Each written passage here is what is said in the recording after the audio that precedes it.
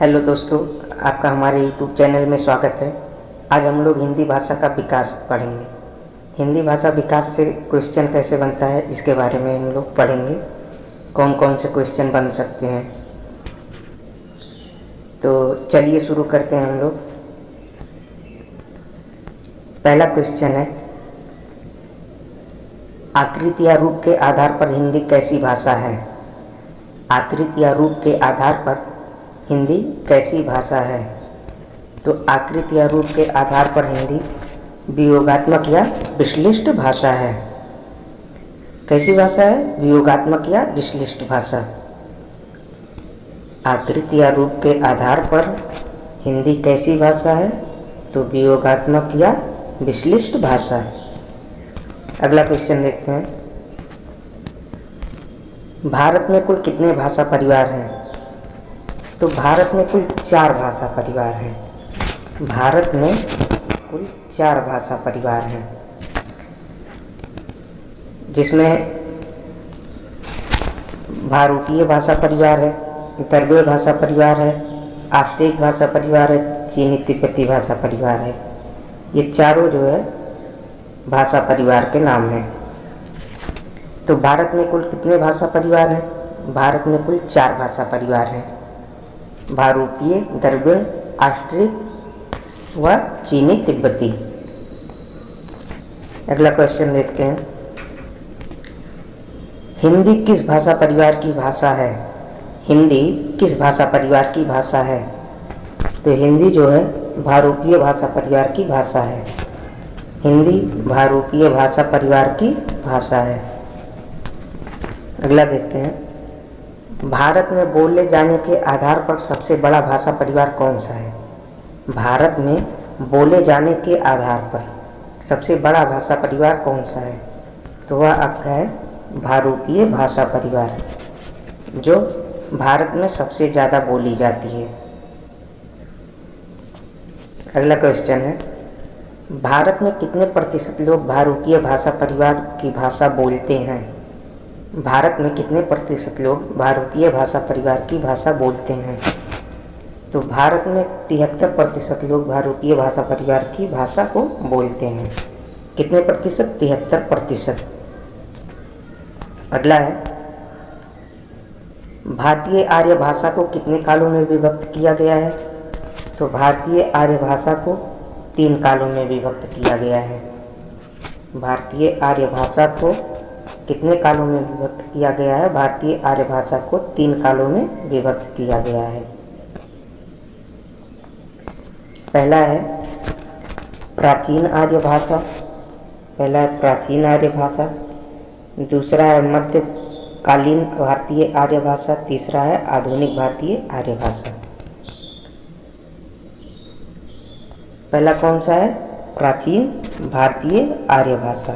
दूसरा आपका है मध्यकालीन भारतीय आर्य भाषा, और तीसरा आपका है आधुनिक भारतीय आर्य भाषा।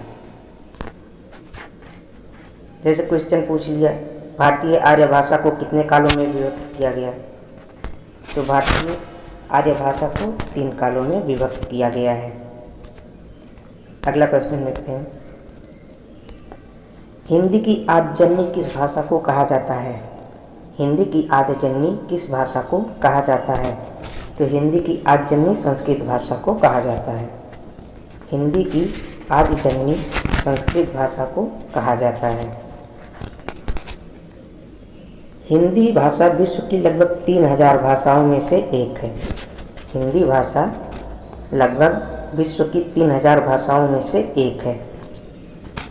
अगला क्वेश्चन देखते हैं, अपभ्रंश का बाल्मीकि किसे कहा जाता है?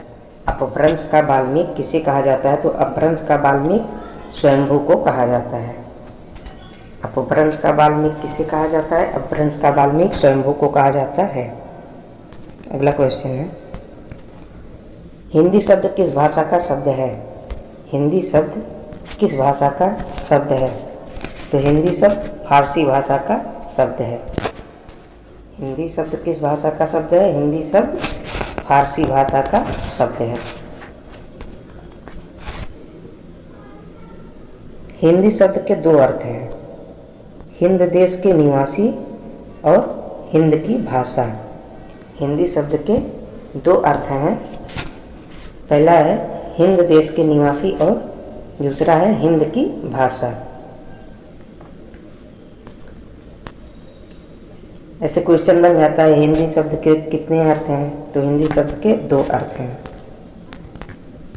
हिंदी को आम बोलचाल की भाषा किसने कहा? हिंदी को आम बोलचाल की भाषा किसने कहा? तो जॉर्ज ग्रियर्सन ने हिंदी को आम बोलचाल की भाषा कहा। ब्रह्म समाज के संस्थापक कौन है? तो ब्रह्म समाज के संस्थापक राजा राम मोहन राय हैं। ब्रह्म समाज के संस्थापक कौन है? तो ब्रह्म समाज के संस्थापक राजा राम मोहन राय हैं। 1828 ईस्वी में इन्होंने ब्रह्म समाज की स्थापना की थी। अगला है प्रार्थना समाज के संस्थापक कौन है? प्रार्थना समाज के संस्थापक कौन है? तो प्रार्थना समाज के संस्थापक आत्मारंग पांडुरंग हैं।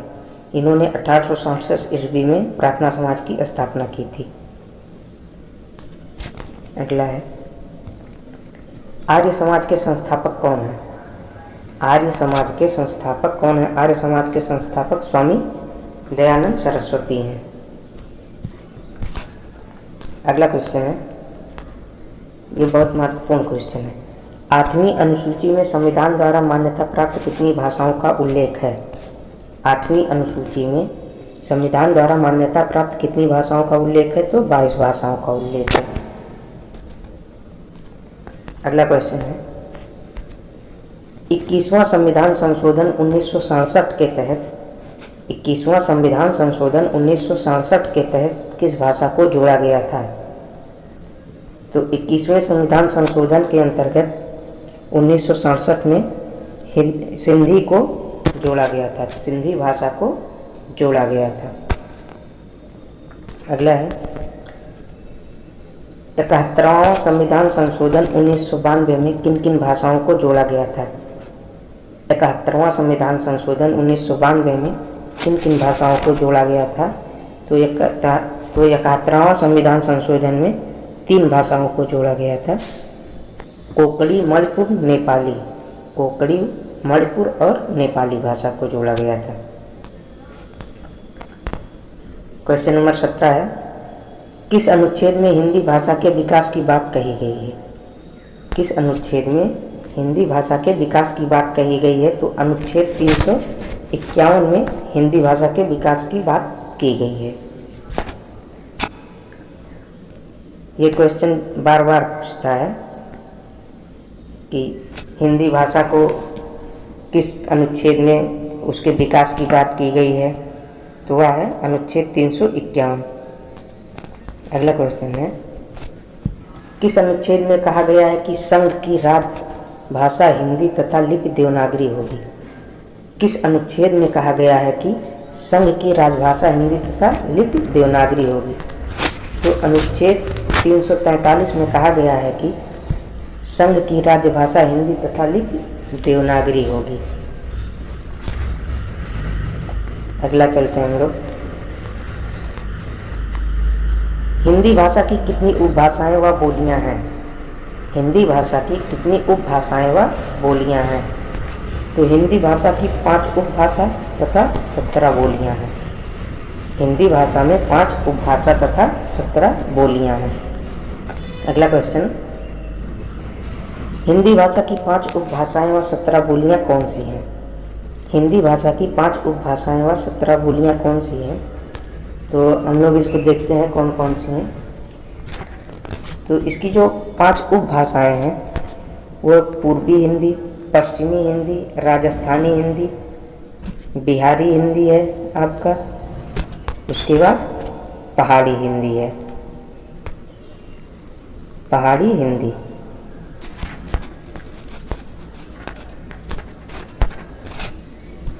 तो ये 5 जो है आपका पूर्वी हिंदी, पश्चिमी हिंदी, राजस्थानी हिंदी, बिहारी हिंदी, पहाड़ी हिंदी, ये 5 उपभाषाएं हैं हिंदी की। 5 उपभाषाओं की 17 बोलियां हैं। पूर्वी हिंदी में 3 भाषाएं आती हैं। पूर्वी हिंदी में 3 भाषाएं आती हैं। अवधी भाषा, बघेली भाषा और छत्तीसगढ़ी भाषा, ये 3 भाषाएं पूर्वी हिंदी के अंतर्गत आती हैं। पूर्वी हिंदी के अंतर्गत 3 बोलियां आती हैं, भाषा नहीं, 3 बोलियां।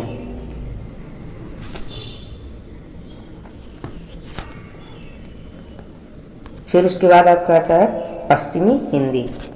पश्चिमी हिंदी में 5 बोलियां हैं, भाषाएं नहीं, 5 बोलियां हैं। पश्चिमी हिंदी में 5 बोलियां हैं आपकी। तो पहली बोली है इसमें खड़ी बोली, दूसरी हरियाणवी, तीसरी ब्रज, चौथी बुंदेली, 5वीं कन्नौजी। तो ये 5 बोलियां आपकी पश्चिमी हिंदी में आती हैं। पहली कौन सी है? खड़ी बोली। खड़ी बोली का दूसरा नाम कौरवी, बहुत बार पूछा जाता है। खड़ी बोली का दूसरा नाम क्या है? कौरवी। हरियाणवी का दूसरा नाम बांगरू। तो पश्चिमी हिंदी में कितनी बोलियां हैं? 5 बोलियां हैं। खड़ी बोली, हरियाणवी, ब्रज, बुंदेली, कन्नौजी। अगला है तीसरा है राजस्थानी हिंदी। इसमें आपका 4 बोली है।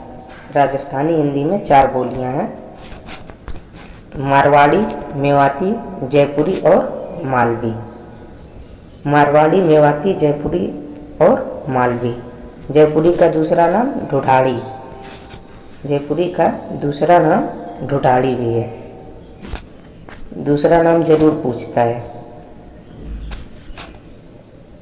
क्योंकि बार बार एक ही क्वेश्चन नहीं पूछता ना, कुछ चेंज कर देता है।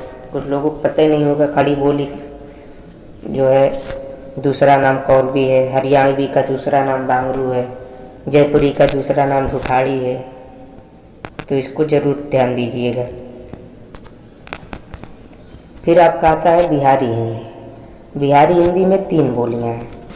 बिहारी हिंदी में 3 बोलियां हैं, भोजपुरी, मगही, मैथिली। भोजपुरी, मगही और मैथिली, ये 3 बोलियां बिहारी हिंदी में आती हैं। चौथा है आपका पहाड़ी हिंदी। पहाड़ी हिंदी में कुमानी और गढ़वाली 2 बोलियां बोली जाती हैं। पहाड़ी हिंदी में कुमानी और गढ़वाली 2 बोलियां आती हैं।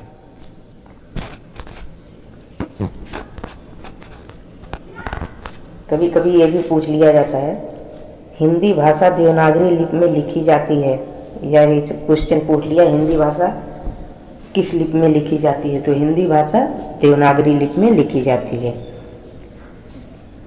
देवनागरी लिपि में बाईं से दाईं ओर लिखा जाता है। देवनागरी लिपि में बाईं से दाईं ओर लिखा जाता है। हिंदी का विकास क्रम जो है, हिंदी का विकास हुआ संस्कृत से पाली भाषा का विकास हुआ, पाली से प्राकृत भाषा, प्राकृत भाषा से अपभ्रंश का विकास हुआ, अपभ्रंश से अवहट, अवहट से हिंदी का विकास हुआ। हिंदी का विकास क्रम पूछता है कभी कभी, तो इसको सब लोग एकदम याद कर लीजिएगा। पहले कौन सी भाषा हुई? तो पहले आपकी संस्कृत भाषा आई, फिर संस्कृत भाषा से पाली, पाली से प्राकृत, प्राकृत से अपभ्रंश, अपभ्रंश से अवहट, अवहट से हिंदी। तो चलिए ठीक है, ये हम लोग हिंदी भाषा का विकास क्रम आज पढ़ लिए। हिंदी भाषा का विकास क्या है, इसके बारे में जानकारी होना जरूरी है।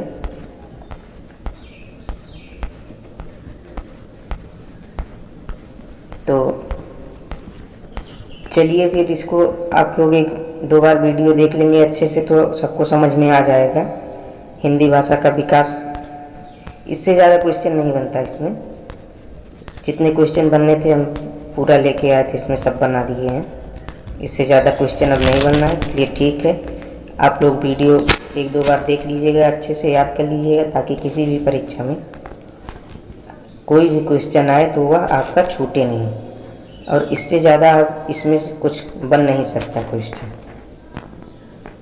ठीक है, धन्यवाद आप लोगों का।